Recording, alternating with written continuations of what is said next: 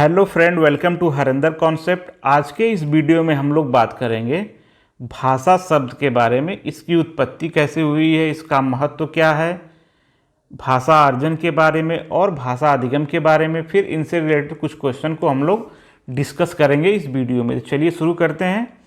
सबसे पहले हम लोग बात करेंगे भाषा के बारे में। भाषा जो होती है, ह्यूमन की भी अपनी भाषा होती है, पशु पक्षियों की अपनी भाषा होती है। तो हम लोग यहाँ पे ह्यूमन लैंग्वेज के बारे में बात कर रहे हैं, यानी मानव भाषा के बारे में बात कर रहे हैं। भाषा शब्द जो है संस्कृत के भाष्य धातु से बना है, जिसका अर्थ होता है बोलना या कहना। आसान शब्दों में हम कहें बोलना या कहना। ये भाष्य धातु से जो भाषा शब्द है, इसकी उत्पत्ति हुई है। भाषा संप्रेषण का माध्यम है। भाषा जो है संप्रेषण का एक माध्यम है, चाहे आप किसी एक व्यक्ति से बात कर रहे हैं या पूरे समाज से आप बात कर रहे हैं। अगर भाषा नहीं रहेगी तो आप संप्रेषण नहीं कर पाएंगे, आप कम्युनिकेशन नहीं कर पाएंगे। तो ये हमारा हो गया भाषा संप्रेषण का माध्यम है। लेकिन भाषा यहीं तक सीमित नहीं है। भाषा केवल संप्रेषण का साधन ही नहीं, बल्कि यह एक माध्यम है। एक माध्यम है भाषा का। ऐसा नहीं कि भाषा केवल संप्रेषण तक ही सीमित है। जिसके सहारे हम अधिकांश जानकारी प्राप्त करते हैं, भाषा के सहारे जो हमें जानकारियाँ मिलती हैं, वो भाषा के सहारे ही मिलती हैं। यह एक व्यवस्था है जो काफ़ी सीमा तक हमारे आसपास की वास्तविक घटनाओं को व्यवस्थित करने में हमें सहायता प्रदान करती है। जो हमारे आसपास के वातावरण या हमारे आसपास जो घटनाएं हो रही हैं, वो भाषा के माध्यम से ही समझते हैं और सोचते हैं। अगर भाषा नहीं रहती तो हम ना ही उसे समझ पाते, ना ही सोच पाते उस घटना के बारे में।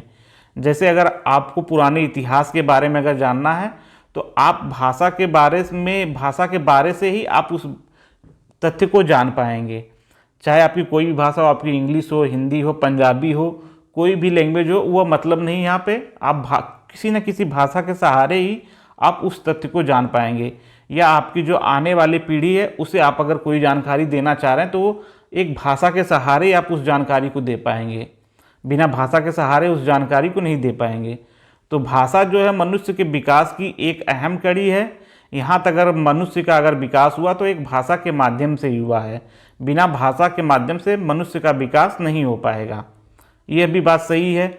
भाषा जो होती है, इसका रूप बहुत ही बड़ा है। ऐसा नहीं है कि बस ये संप्रेषण तक, कम्युनिकेशन तक है। अगर आप अपने से भी बात कर रहे हैं, तब भी आपको भाषा की आवश्यकता होगी। जैसे अगर आप सोच रहे हैं कि हाँ मुझे बाज़ार जाना है, तो आपने जो सोचा और जो आपने थिंकिंग की, वह एक भाषा के माध्यम से ही आप किए थिंकिंग। ऐसा नहीं है कि बिना भाषा के माध्यम से आपने थिंकिंग कर ली। तो भाषा का जो विकास है मनुष्य के लिए बहुत ही ज़रूरी है। अगर भाषा नहीं रहेगी तो मनुष्य का विकास इस हद तक नहीं हो पाता जिस हद तक मनुष्य का विकास हुआ है। बच्चे जो हैं स्कूल आने से पहले केवल एक भाषा नहीं, बल्कि अक्सर अनेक भाषाएं सीख लेते हैं। बच्चे जो होते हैं छोटे स्कूल आने से पहले जो अपनी मातृभाषा होती है वो तो सीखते ही हैं, क्षेत्रीय भाषा होती है वो भी सीखते हैं। कभी कभी उनके परिवार में अगर ऐसा माहौल बन जाता है कि जो टारगेट जो दूसरी लैंग्वेज होती है, बाहर रहने वाले लोग या महिला या पुरुष कोई भी हो, उस लैंग्वेज का अगर प्रयोग परिवार में करें तो बच्चे उस लैंग्वेज को भी थोड़ा बहुत सीख लेते हैं। भाषा में संज्ञा, क्रिया और विशेषण जैसे रूल होते हैं। भाषा जो होती है एक क्रमबद्ध तरीके से चलती है। जैसे अंग्रेजी में आप पहले कर्ता का प्रयोग करेंगे, फिर क्रिया का प्रयोग करेंगे, फिर कर्म का प्रयोग करेंगे। हिंदी में आप पहले कर्ता का प्रयोग करेंगे, कर्म का प्रयोग करेंगे, फिर क्रिया का प्रयोग करेंगे। ये क्रमबद्ध तरीके से भाषा जो है वो चलती रहती है। एक भाषा कई लिपियों में लिखी जा सकती है और दो या दो से अधिक भाषाओं की एक लिपि हो सकती है। जैसे एक भाषा कई लिपियों में लिखी जा सकती है। जैसे देखिए यहाँ पे लिखा गया है, हिंदी इंग्लिश में लिखा गया है और हिंदी में भी लिखा गया है। तो क्या कहते हैं, जो भाषा होती है यह कई लिपियों में लिखी जा सकती है। जैसे यहाँ पे देखिए, मैं जा रहा हूँ, यह एक लिपि हो गई। मैं जा रहा हूँ, ये देखिए हमारी देवनागरी लिपि हो गई। तो जो भाषा होती है ये कई लिपियों में लिखी जा सकती है, एक भाषा। दूसरा जो है, कई भाषाओं की एक लिपि हो सकती है। जैसे देखिए यहाँ पे हिंदी जो है, मराठी है, संस्कृत है, नेपाली है, ये देवनागरी लिपि में लिखी जा सकती हैं। तो कई भाषाओं की एक लिपियाँ भी हो सकती हैं और कई भाषाएं अलग अलग, एक भाषाएं कई लिपियों में भी लिखी जा सकती हैं। अब इसके बाद हम लोग बात करेंगे भाषा अर्जन के बारे में। भाषा अर्जन जो है, भाषा अर्जन एक ऐसी प्रक्रिया है जिसके अंतर्गत हम अपने आसपास के समाज और परिवार में रह के भाषा सीखते हैं। भाषा अर्जन की जो प्रक्रिया है, इसे पूरा करने के लिए हमें समाज और परिवार की आवश्यकता होती है। बिना समाज और बिना परिवार के हम भाषा अर्जन नहीं कर पाएंगे। यह मातृभाषा या क्षेत्रीय भाषा होती है। भाषा अर्जन के माध्यम से हम जिस लैंग्वेज को सीखते हैं वह हमारी मातृभाषा होती है और क्षेत्रीय भाषा होती है। कभी कभी बच्चा इसमें जो दूसरी लैंग्वेज होता है उसे भी सीख लेता है। अगर बाहर रहने वाले उसके घर परिवार में कोई पुरुष हो या महिला हो, अगर दूसरी लैंग्वेज का प्रयोग कर रहे हैं तो बच्चा उस लैंग्वेज को भी थोड़ी बहुत यहाँ पे सीख लेता है। भाषा अर्जन जो होती है ये अनुकरण करके सीखी जाती है, यानी नकल करके, यानी कॉपी करके सीखी जाती है। जब आप देखते हैं कि कोई आपके सामने बात कर रहा है तो छोटा बच्चा उसको सुनता है, फिर उसे नकल करके वह सीख लेता है, अनुकरण करके सीख लेता है। यह एक प्राकृतिक प्रक्रिया है, इसके लिए कोई औपचारिक साधन की आवश्यकता नहीं पड़ती। यह एक नेचुरल प्रोसेस है, इसके लिए किसी भी औपचारिक साधन की आवश्यकता नहीं होगी। ना ही आपको व्याकरण पढ़ना पड़ेगा, ना ही आपको कॉपी पढ़नी पड़ेगी, ना ही आपको विद्यालय जाना पड़ेगा, ना ही आपको टीचर की आवश्यकता होगी। यह एक नेचुरल प्रोसेस है, यह सरल प्रक्रिया है, यह सहज और स्वाभाविक प्रक्रिया होती है। यह अनौपचारिक प्रक्रिया होती है भाषा अर्जन जो होती है। इसमें आपको अनुवाद की कोई आवश्यकता नहीं होती है। भाषा अर्जन सीखने के लिए आपको अनुवाद का प्रयोग नहीं करना होता, लेकिन भाषा अधिगम करने के लिए आपको अनुवाद का प्रयोग करना पड़ता है। तो भाषा अर्जन में आप जो क्या कहते हैं, आपके दो प्रकार के कौशल विकसित होते हैं, बोलना और सुनना। भाषा अर्जन जो है एक अचेतन प्रक्रिया है, इसे नेचुरल प्रोसेस के द्वारा सीखा जा सकता है। यह सरल प्रक्रिया होती है। भाषा अर्जन का एक और भी नाम कभी कभी पेपर में आप लोगों को आ जाता है, अधिग्रहण। अधिग्रहण भी भाषा अर्जन है। तो भाषा अर्जन एक नेचुरल प्रोसेस है जिसे अनौपचारिक तरीके से, सरल तरीके से सीखा जा सकता है। इसके थ्रू बच्चा जो होता है आपकी मदर लैंग्वेज और क्षेत्रीय लैंग्वेज और कभी कभी टारगेट लैंग्वेज जो होती है, थोड़ा बहुत उसके परिवार में, वातावरण में माहौल बन रहा है तो उसे भी सीख लेता है। तो ये भाषा अर्जन हो गई हमारी।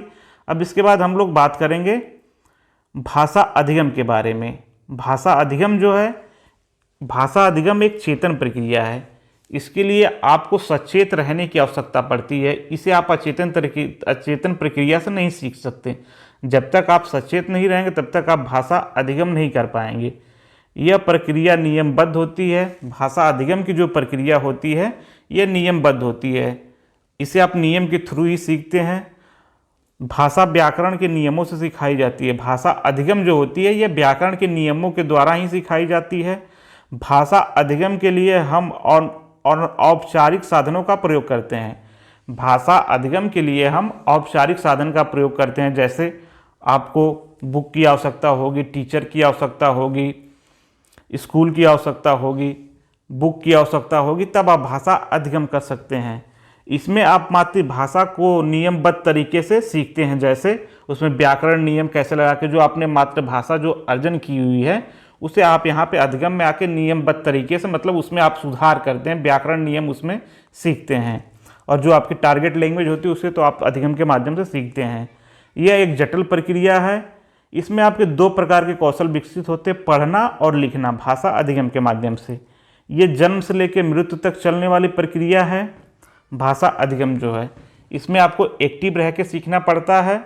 यह औपचारिक होती है, यह नियमबद्ध प्रक्रिया है, यह सचेतन प्रक्रिया है, यह व्याकरण के नियमों के द्वारा ही सिखाई जाती है। तो ये हो गई भाषा अधिगम। अब इसके बाद हम लोग कुछ क्वेश्चन को डिस्कस करेंगे।